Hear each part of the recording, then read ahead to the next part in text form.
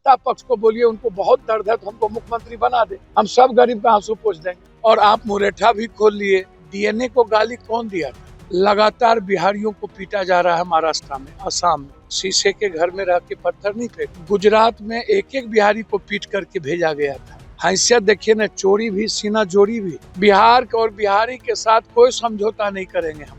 India गठबंधन की सरकार राहुल गांधी जी के विजन पर बनेगी, उनके परसेप्शन पर बनेगा, उनके विचारों पर बनेगा। पनोरमा ग्रुप, जो सोचता है वो करता है।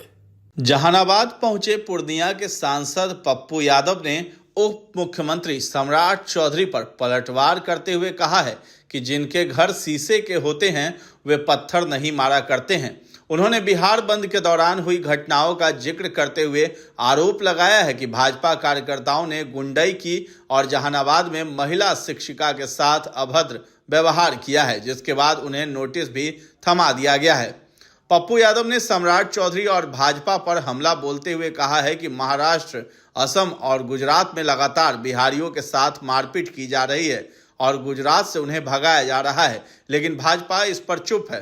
उन्होंने पीएम मोदी पर भी निशाना साधते हुए कहा है कि जो आदमी लोकतंत्र विरोधी है वो अशोक स्तंभ और संविधान की बात क्या करेगा। वही लोग अंबेडकर और गांधी की मूर्ति को उठाकर लोकसभा से फेंक चुके हैं।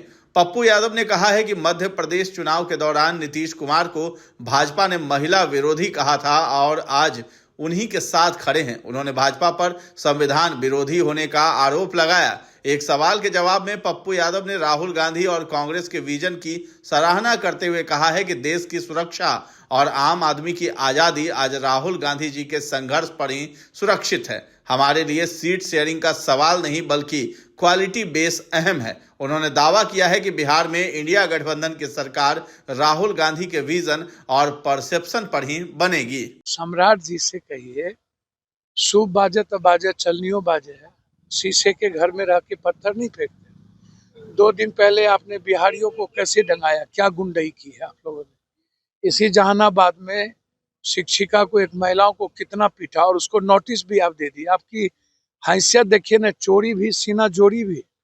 और पूरे बिहार में दूसरी चीज सम्राट चौधरी से कहिए कि लगातार बिहारियों को पीटा जा रहा है महाराष्ट्र में, असम में, गुजरात में।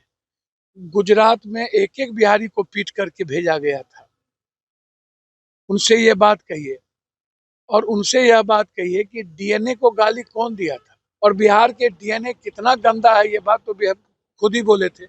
और मध्य प्रदेश में नीतीश कुमार के विधानसभा के उस बयान पर कहा था ये महिला विरोधी है। आप उन्हीं के साथ चल रहे हैं और आप मुरेठा भी खोल लिए, आप बाल भी दाढ़ी भी नहीं कटा लिए। तो नीतीश जी तो हैं मुख्यमंत्री जी। तो मेरा आग्रह है उनसे कि केरल का कोई एक व्यक्ति ने गलती किया, माफी मांग ली। बिहार और बिहारी के साथ कोई समझौता नहीं करेंगे हम, चाहे किसी भी कीमत पर। लेकिन आप कोरोना में भी बिहारी को सड़कों पर ला दिए और हमारे खून और हमारी माँ के बेटियों को गाली देते हैं। कभी जेवर, कभी मंगलसूत्र, कभी गाय चुरा लिया, भैंस चुरा लेगा। तो गरीब को गाली तो आप दे रहे हैं।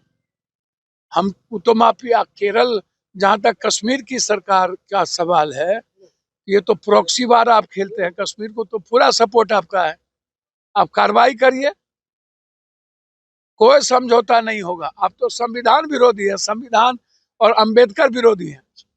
तो जो आदमी लोकतंत्र विरोधी हो वो अशोक स्तंभ की बात करे, जो आदमी अंबेडकर और गांधी की मूर्ति को उठा करके लोकसभा से फेंक दिया पीछे, वो बात करे अशोक स्तंभ की।